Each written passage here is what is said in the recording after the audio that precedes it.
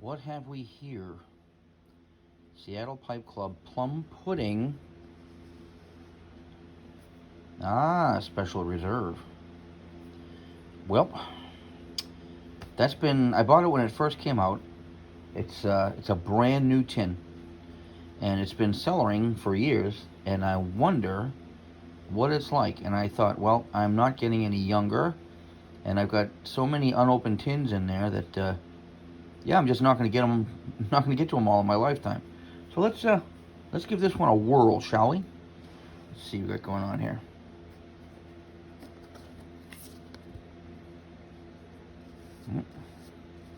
One moment, please.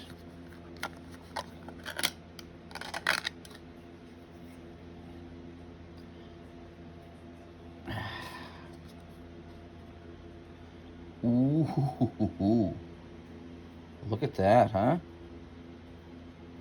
Wow. Let's give that a whiff.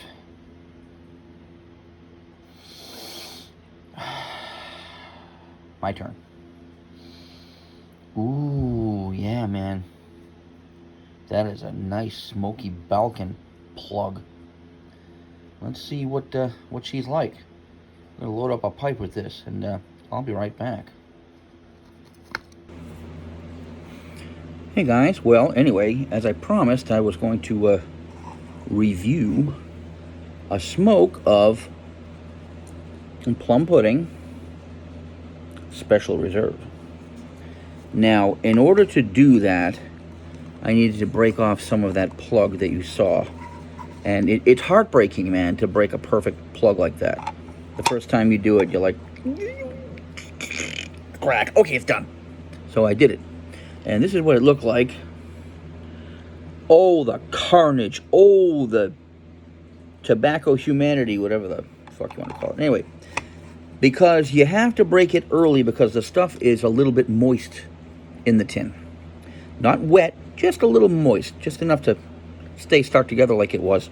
So what I've done is I've taken about that much, about 12 pounds, all right, give or take a couple of grams, and dried it out.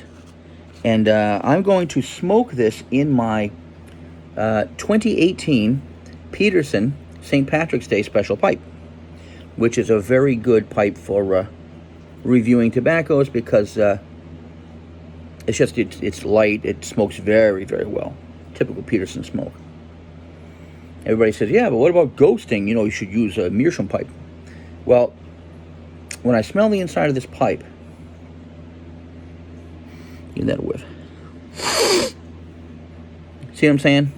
You know what that smells like to me? It smells like a pipe. So I'm just going to take some of this stuff here and put it in there, using the method of a light tamping for the first pinch, a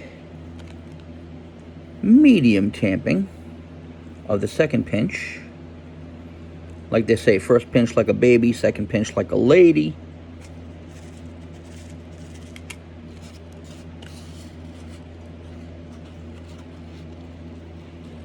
And the third pinch, to top it off,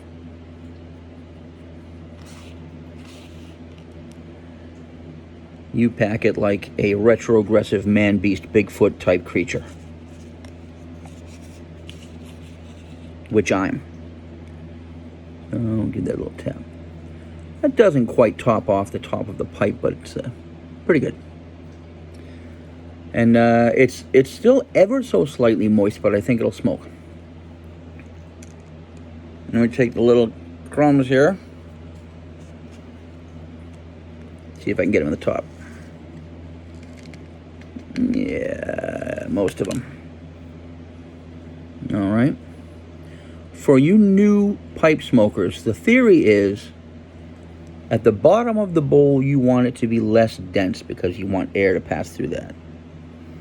And then from the middle on up, you want it to be a little bit more dense so that you get it to light and not burn too quickly, so that quality smoke burning down from the top filters through the lighter stuff and you get a better experience in your mouth. So we put the lid back on that baby. Now,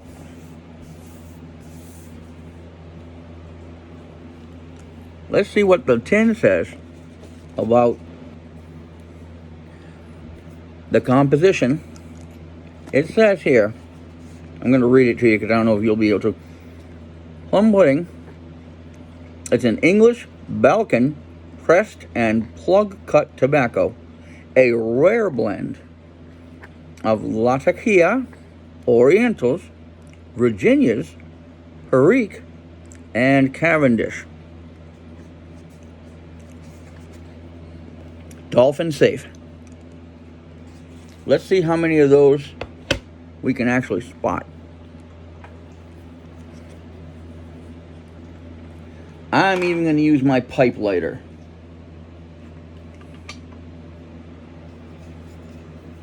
I won't tell you where I got this from because I don't want to be biased about any particular cellar. So I'm just going to use it. I'm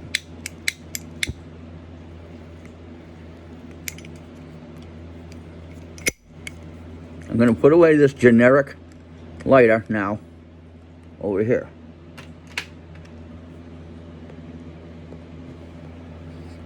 The first light is usually what they call a false light. It rarely takes and usually needs to be tamped a little bit. A tamper is not to compress tobacco. A tamper is to bring the spark closer to the unburned tobacco. So you can imagine you do not have to pile drive that in there. You only need to tap it, which I've done. Here we go again. Second light.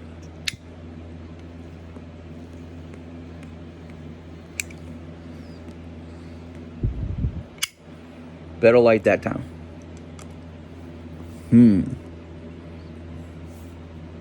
going to try and give you one of those Matches 860 sort of pensive tastes.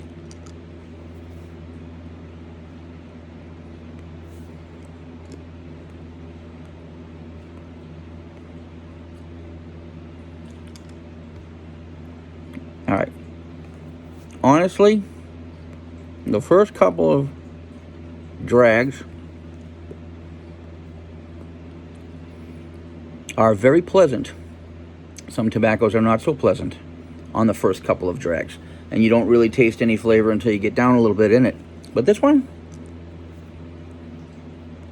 it's rich and flavorful right away.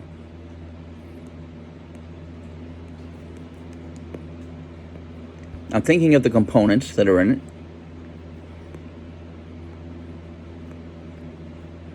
The first two that you get are probably the Virginia and the Latakia, because I taste that sort of like grassy sweetness, and I do taste the smokiness. I'm a big English fan and Balkan fan, so smokiness is very important to me.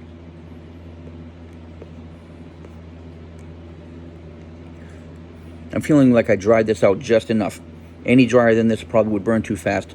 Any wetter, I'd probably be getting steam in my mouth, which will also, eventually gum up the stem and be all wet and bubbly and just nasty.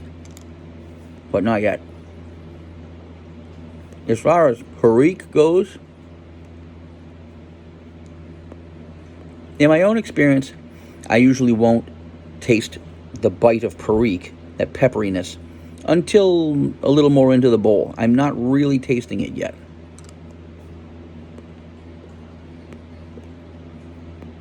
As far as Orientals or Turkish goes, I am a huge Turkish leaf fan. Most Turkish leaf is dried out in the sun, no special processes. So it's usually a very natural tasting leaf. And it does have its own sort of flavor. It's herbal, it's not quite lemony, I guess, but it's got sort of a citrus tinge in it. I do taste that. It is an overtone.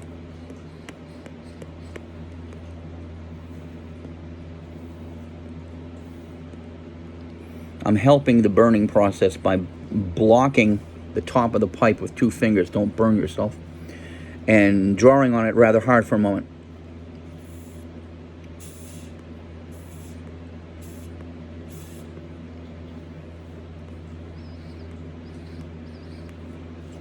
Not sure why that works, but it usually does. Lights it better.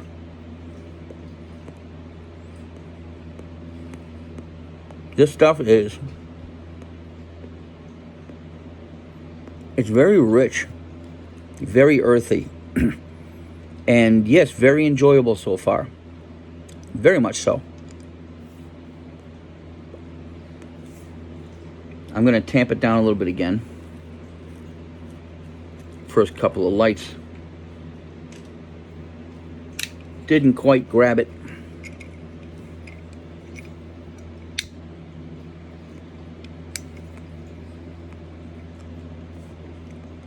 When you're smoking a briar pipe, which the top of this bowl is briar. When you're smoking a wooden pipe, you don't want the flame of your lighter to bite the edges. That's why they make these pipe lighters sideways.